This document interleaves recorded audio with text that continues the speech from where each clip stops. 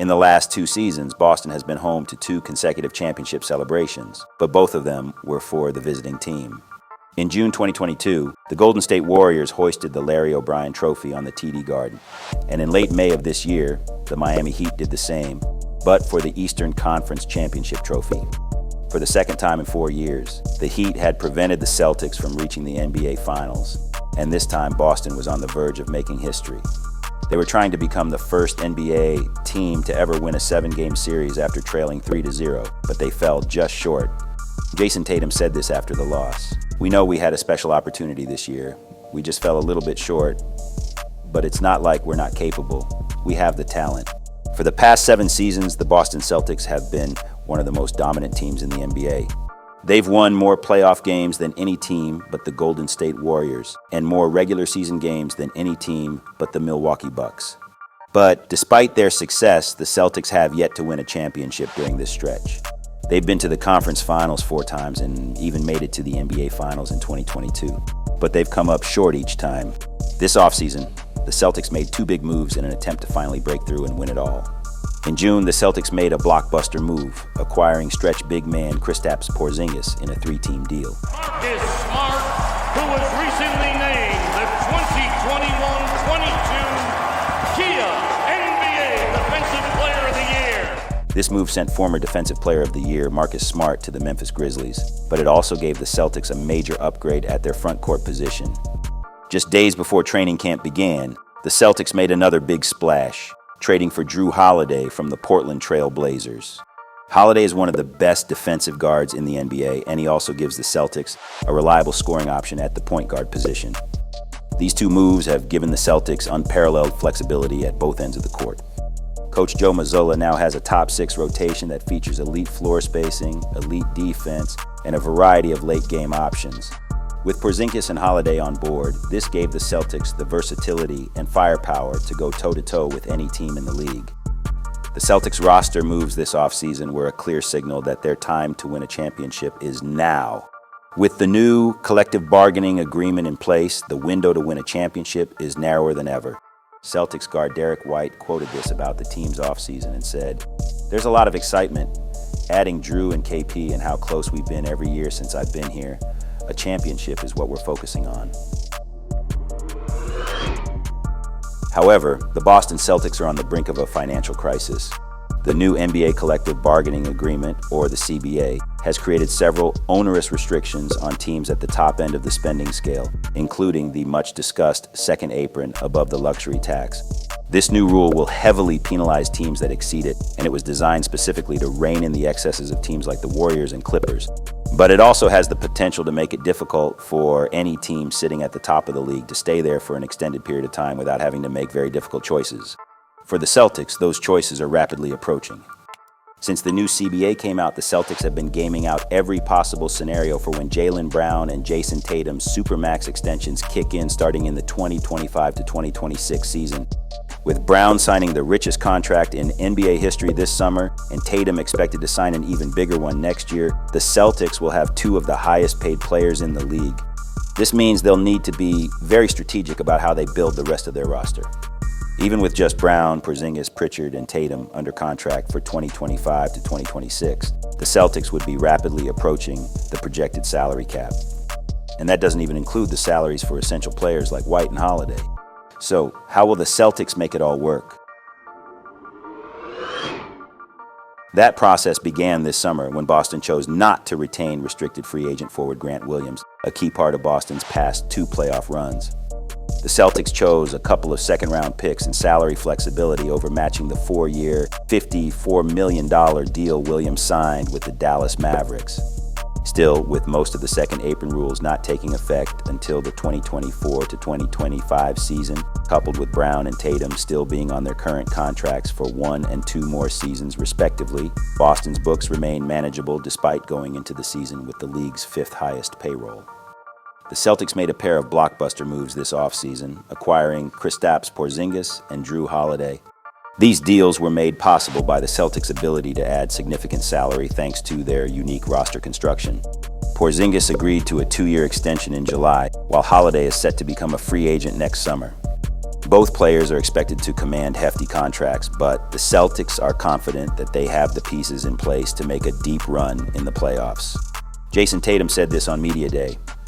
Is it pressure? Yeah.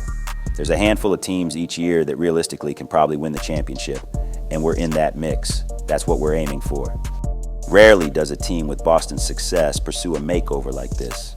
But after a disappointing playoff run that saw the Celtics go a combined 16 for 77 from three-point range over the final two games against the Heat, they've chosen to fundamentally reshape their roster.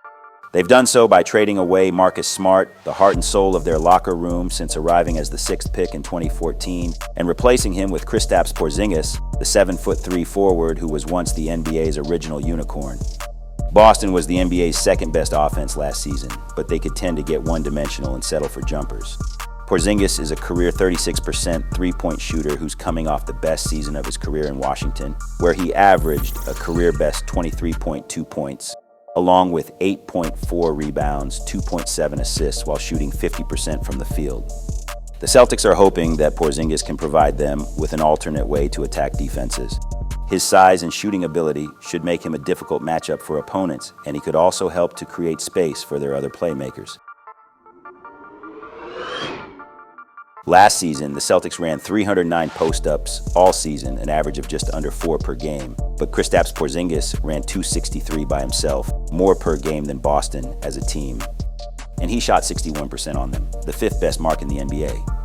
That helped Porzingis rank 15th in the NBA in points out of isolations last season, among the 90 players who had at least 150 isolation opportunities. Meanwhile, Jayson Tatum and Jaylen Brown ranked 40th and 46th, respectively. In other words, Porzingis is one of the best post-up scorers in the NBA, and he's better than the Celtics' two best players at scoring in that area. The Celtics' offseason additions have given them a potent five-man lineup that can rain fire from behind the arc. With Porzingis, Tatum, Brown, Horford, and Holiday all shooting over 37% from three-point range, defenses will have to respect every player on the court. And it's not just the starters who can shoot. Peyton Pritchard and Sam Hauser, two of Boston's key bench players, both shot over 40% from three last season. In their very first game of the season, the Celtics showed their potential. Even though their team chemistry isn't quite there yet, and their shooting from deep was a bit off, Porzingis still managed to put on a show. On that one, that last replay, look, let's see. Yeah. You don't think so? It's close. Porzingis' performance was so good that he got booed by the New York crowd, but he didn't seem to mind. He was just happy to be back on the court and play for a winner.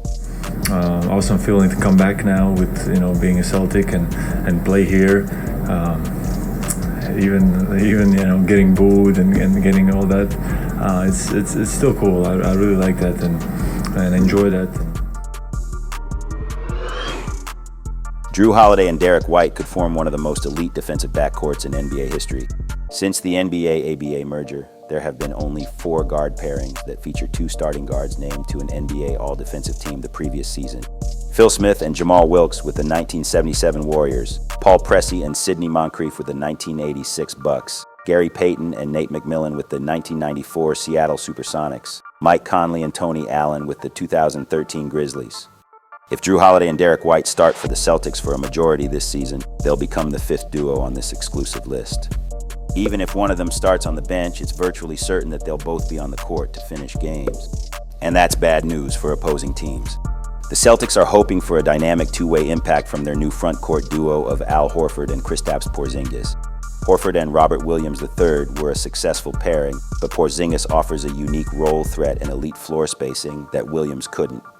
On the defensive end, Horford is still one of the most versatile bigs in the league, and he'll make life hell for opposing players when paired with Porzingis.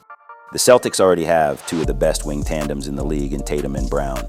These 2 All-Stars are just 25 and 27 years old, and they're already entering their prime.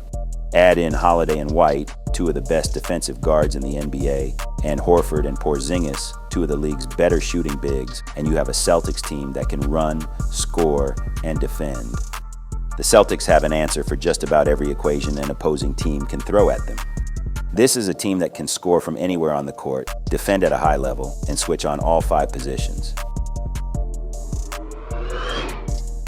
The Celtics are on the edge of their ultimate goal, a record-breaking 18th NBA championship.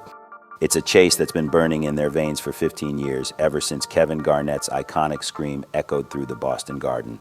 The Boston Celtics are NBA champions once again. The greatest single season. Anything's possible. Anything's possible!